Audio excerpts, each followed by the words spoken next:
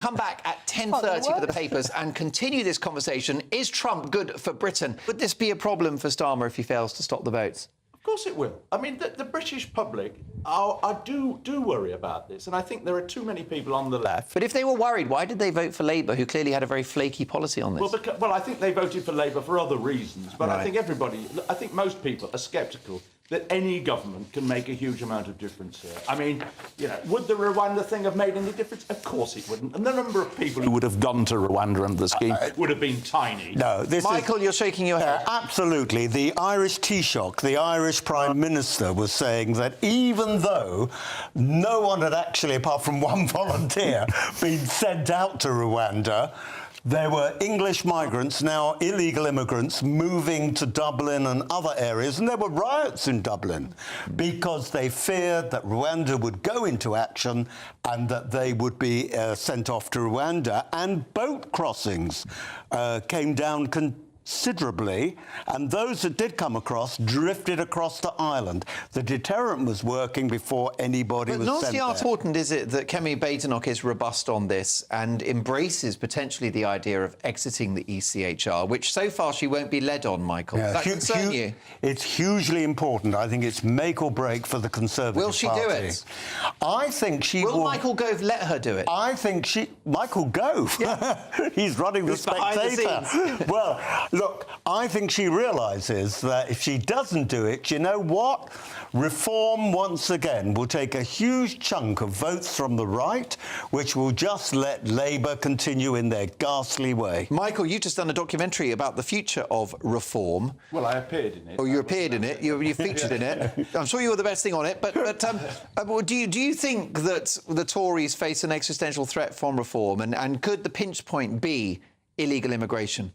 I do think I don't think they face an existential threat. I mean, the Tory party is an incredibly robust institution, but clearly it's a big problem for them. And I suspect Reform will win a few by-elections in this Parliament. And I think Labour faces a threat from them too.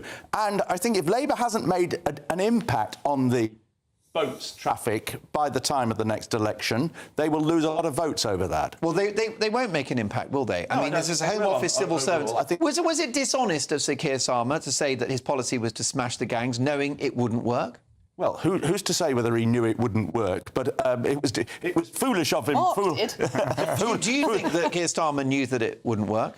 I think anyone who looked at it and used any analytical skills at all knew it couldn't work. But it's only the parallel of what Sunak did. I mean, he said we're going to stop the boats, and that didn't happen, did it? Yeah.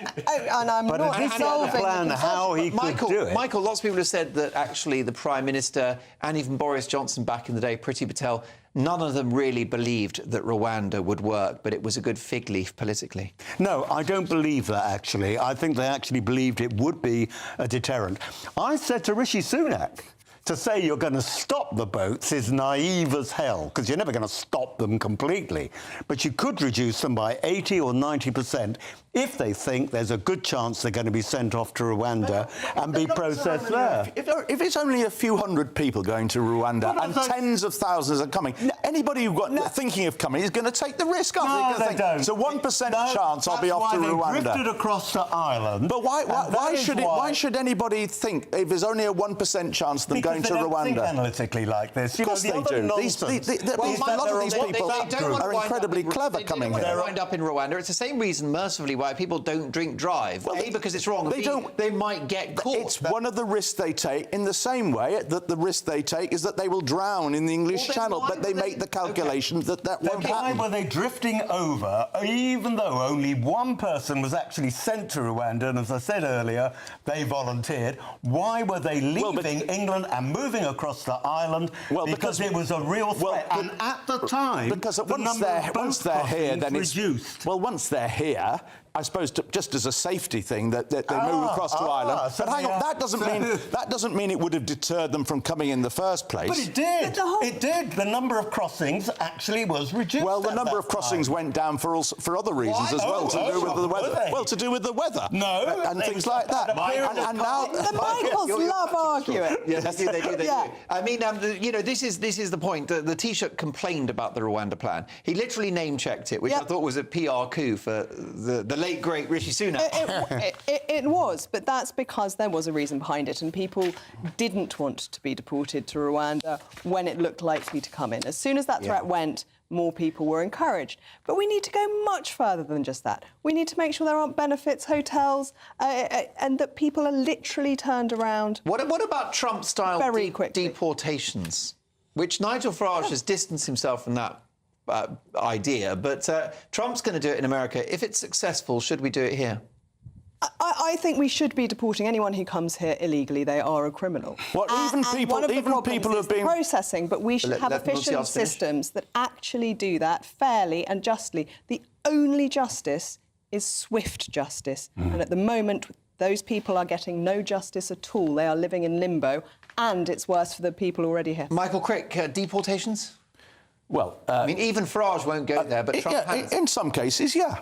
If they've come from countries where there is no obvious asylum reason, but some of these countries there are very good asylum reasons, like Afghanistan. There are thousands of people, tens of thousands of people, and Iran, who are their lives are in danger if they stay in that country because they're out of step with the regime, and we should be willing to grant them asylum. Yes, but most of those people are women, and they don't come across. I agree. That is a problem, and we should be doing more to enable those women to come here instead. We are talking about illegal immigration. There are legal pathways for people who are really being threatened. Well, it's not really illegal if you are a genuine asylum seeker. Then why not make? As soon as you get on a boat in France, it is illegal. You are a criminal by trying to get to this country via the channel. And they throw away their identity documents. They don't want to keep the fact that they're Iranians, because you know what? Yeah. They're not Iranians. OK, Michael, last word on this before the break.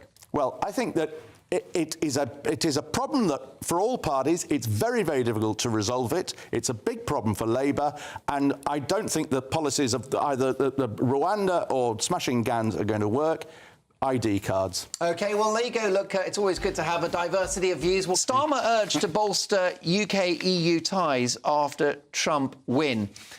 He can have a trade deal with America, or he can have closer ties with Europe. This is a real conflict, isn't it, for the Prime Minister? There'll be pressure on his party to head in the direction of the EU. And there'll be pressure within his party as well. There are a lot of people who are on the back benches in the Labour Party who would love us to go back into the EU with all the inflexibility that that would bring, including, as you said, Mark, the inability to do any negotiation with any other country, particularly the United States, for trade deals which would be beneficial.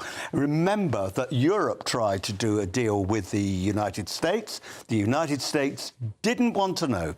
Countries like Bulgaria, Romania, and even Hungary, as I said earlier, their income per capita is far lower. Indeed. And then, of course, there's car production in Germany as well, which is a big threat to US car absolutely, production. and in Spain and Michael, Italy. I think we can all agree it would be fantastic to have a UK-US trade deal. I think it would be a triumph for Sir Keir Starmer. If he makes it happen, I'll do a monologue congratulating him. It might not be a triumph for British farmers or the farming industry. Depends on the deal, doesn't it? Well, I suspect we would have to agree to lower standards on agricultural products than the European Union would allow, and that we would have to have, chlorinated chicken and all of that.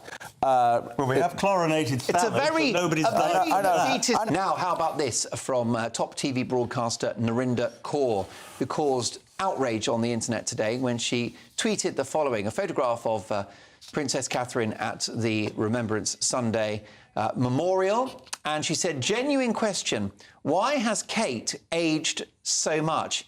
Isn't she only 42? Isn't she a smoker? Only explanation." So, Michael, what an insensitive tweet. Yeah, I mean, I can't believe that this person seemed to be oblivious of the fact that she's been taking...